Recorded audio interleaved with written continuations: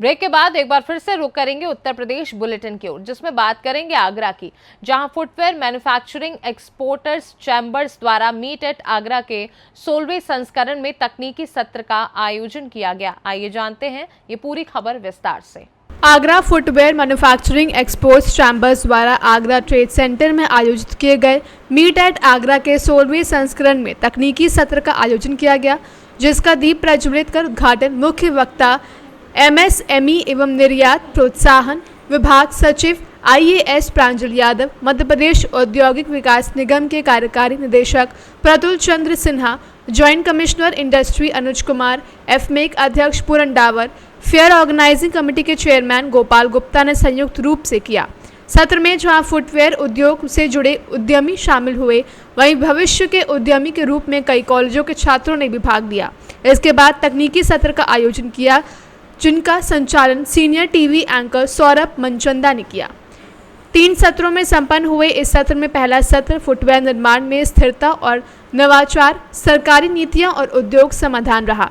सत्र के समापन में एफमेक के अध्यक्ष पूरन डावर ने कंक्लूडिंग रिमार्क दिए। उन्होंने स्मार्ट फुटवेयर के उद्योग में प्रौद्योगिकी की समन्वय की महत्ता पर जोर दिया। इस मौके पर एफमेक अनिरुद्ध तिवारी, संजय डंग, डॉक्टर रेणुका डंग, संजीव सिंह, प्रदीप वासन, सीएलई के सहायक निदेश आर.के. शुक्ला, महासचिव दीपक मनचंदा आदि विशेष रूप से मौजूद रहे।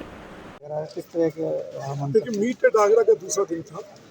ये टोटल डेडिकेटेड था टेक्निकल सेशंस पर, और टोटल डेडिकेटेड था कि जो आगरा के युवा हैं, जो छात्र हैं, वो अपनी संभावनाएं किस तरह से उद्योगों में तलाशें, क्योंकि नौकरियां उनको समझना चाहिए कि मात्र 7% नौकरी है। अगर वो नौकरी के सारे रहेंगे तो 93% को निराशा हाथ में लगने वाली है, उनकी ज़िंदगी सरकार को कोसते कोसते निकल जाएगी। केवल एक ही उपाय है कि एंटरप्रेन्योरशिप। तो इस तरह का यहाँ पर विभिन्न उनके माध्यम से यहाँ पर सरकार के उत्तर प्रदेश सरकार के, मध्य प्रदेश सरकार के अधिकारी भी रहे, जो पॉलिसीज बताई, बैंकर रहे, उन्होंने अपने फाइनेंशियल सोल्यूशन बताए, स्किल डेवलपमेंट से रहे कि किस तरह से अपनी स्किल को बेहतर कर सकते हैं, और ई मार्केटिंग में किस तरह से आगे बढ़ा जा सकता है, कैसे एजुकेशन और स्किल को जोड़ करके एंटरप्रेन्योर बनाया जा सकता है। ये सारा मनन यहाँ पर 3 सेशंस के माध्यम से किया गया। 45 मिनट के 3 सेशंस थे, और 6 यहाँ प्रेजेंटेशन हुए, विभिन्न प्रेजेंटेशन। इन्वेस्ट इंडिया का प्रेजेंटेशन था, उत्तर प्रदेश सरकार का प्रेजेंटेशन था, और मध्य प्रदेश सरकार का यहाँ पर प्रेजेंटेशन था। ये और यूनिवर्सिटीज़ के भी यहाँ प्रेजेंटेशंस थे।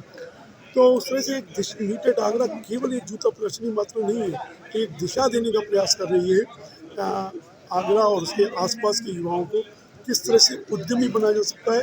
कोई भी काम छोटा नहीं है, छोटे से शुरुआत कर सकते हैं आजकल। आगरा से सी न्यूज़ संवाददाता अनुज उपाध्याय की रिपोर्ट। फिरोजाबाद में करहल चुनाव प्रचार से लौट रहे आरिफ रंगरेज और उनके साथी अकरम का अज्ञात वाहन द्वारा एक्सीडेंट हो गया। क्या है मामला, देखिए पूरी रिपोर्ट। फिरोजाबाद में उस समय एक जबरदस्त हादसा हो गया जब करहल चुनाव प्रचार से लौट रहे छपेटी के रहने वाले 2 बाइक सवार युवा नेताओं का एक्सीडेंट अज्ञात वाहन से हो गया। करहल चुनाव प्रचार से लौट रहे आरिफ रंगरेज और उनके साथी अकरम का शिकोहाबाद के पास रूपसपुर पर अज्ञात वाहन से एक्सीडेंट हो गया। सूचना मिलने पर पुलिस ने दोनों बाइक सवारों को आनन फानन में फिरोजाबाद ट्रॉमा सेंटर में भर्ती कराया। मेडिकल फर्स्ट एड के बाद हालत गंभीर होने पर दोनों को आगरा रेफर कर दिया गया है। आपको बता दें कि दोनों बाइक सवार करहल चुनाव प्रचार के लिए गए थे। घर वापस आते यह हादसा हुआ। दोनों की हालत काफी गंभीर बनी हुई है। ये मक्खनपुर और रूपसपुर के बीच में हुआ है, और एक जो है आरिफ हैं और एक का नाम है अकरम भाई। ये बाजार के ही चपेटी के रहने वाले हैं। इनकी उम्र मुश्किल से 30 साल के 28 साल के आरिफ होंगे, सेम उम्र है, और ये यहीं किसी प्रोग्राम से आ रहे थे। अब ये तो बहुत ज़्यादा मुझे जानकारी नहीं है, लेकिन हाँ, हालत जो है अच्छी नहीं है उनकी, जैसा कि अभी डॉक्टर्स लोगों से बात हुई है, अभी इस बीच में हमने देखा है।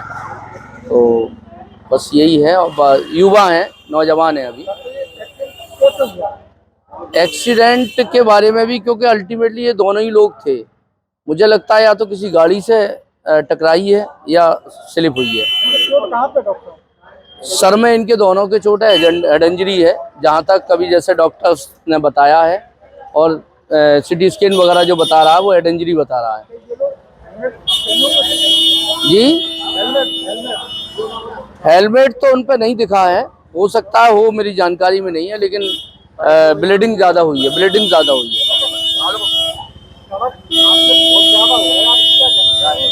देखिए इसमें मुझे लगता है कि सड़क हादसे की सबसे बड़ी वजह जो है वो तेज़ रफ्तार होती है, कई बार ओवरटेक लोग कर देते हैं, उसकी भी वजह होती है। बहरहाल ये किसी भी तरह का अल्कोहल नहीं लेते हैं, इतना मैं व्यक्तिगत जानता हूं दोनों लोगों को पर्सनली, और इनकी एक्सीडेंट का कारण जहां तक है किसी ने ओवरटेक किया है वो एक रीज़न हो सकता है। हेलमेट तो देखो पहनना बहुत ज़रूरी है, और लगातार सरकार भी प्रचार प्रसार करती है, एनजीओज भी करते हैं, हम लोग आप लोग भी करते हैं, लेकिन अक्सर हेलमेट ना होने की वजह से एक्सीडेंट होते हैं, और एक्सीडेंट में जब हो जाता है तो हेड इंजरी सबसे पहले होती है, जिससे ब्लीडिंग होने की वजह से एक बड़ी समस्या का कारण बन जाता है। ईश्वर से यही दुआ करेंगे कि ऊपर वाला उनको ठीक करे, यही हमारी प्रार्थना है। फिरोजाबाद से सी न्यूज़ संवाददाता फरमान की रिपोर्ट। मुरादाबाद के मूडा पांडे में नदी पार करते समय 2 महिलाएं पानी में डूब गई, जबकि 5 महिलाओं को स्थानीय युवकों ने सुरक्षित बाहर निकाल लिया। क्या है पूरी खबर, आइए जानते हैं विस्तार से। मुरादाबाद में कटघर थाना अंतर्गत ग्राम लोदीपुर वासु में महिलाओं का समूह सुबह के समय रामगंगा नदी पार कर जानवरों के लिए चारा लेने जा रही थी। नदी के दूसरे छोर पर पहुंचने से पहले महिलाएं तेज बहाव के कारण बहने लगी और गहरे पानी की ओर चली गईं। महिला साथियों को डूबते देखते चीख पुकार मच गई, जिससे आसपास के लोग दुर्घटना स्थल की ओर दौड़े। स्थानीय युवक विशाल व अन्य ने महिलाओं को बचाने के लिए पानी में छलांग लगा दी और 5 महिलाएं रेखा, लक्ष्मी, शांति, साक्षी, निर्मला को सकुशल बाहर निकाल लिया गया, जबकि गहरे पानी में बह जाने के कारण कक्षा 9वीं की छात्रा मोनिका, पुत्री जसवंत और कांति पत्नी जगत सिंह डूब गईं। ग्राम प्रधान रामकिशोर लोधी ने लेखपाल आयुषी सिसोदिया को घटना के बारे में बताया। लेखपाल ने हादसे की सूचना प्रशासन को दी। देर शाम तक एसडीआरएफ के पहुंचने से तलाशी अभियान चलाकर दोनों महिलाओं को ढूंढने के प्रयास जारी रहे, परंतु कामयाबी नहीं मिली।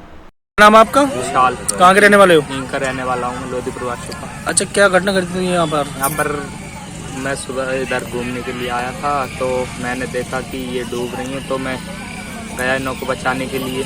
चारा लेने तो चारा लेने जा रही थी, तो ये 7 जनी थी, साथ में 3 खुद निकल आई, 2 बचाई थी। तो अभी पता नहीं है 2 का क्या ना, मतलब डूबी हैं या नहीं है, पता नहीं चल रहा है अभी। और एक का नाम मोनी है और एक का नाम क्रांति है। अच्छा, क्या एनडीआरएफ टीम आई थी यहाँ पर मौके पर? हाँ आई थी, कम से कम 1-1.5 घंटे देखा उन्होंने, कुछ पता नहीं चल पा रहा है अभी तक। मुरादाबाद से सी न्यूज़ संवाददाता जाबिर हुसैन की रिपोर्ट। फिलहाल के लिए उत्तर प्रदेश बुलेटिन में बस इतना ही। देश दुनिया की बाकी खबरों को जानने के लिए आप देखते रहिए सी न्यूज़ भारत।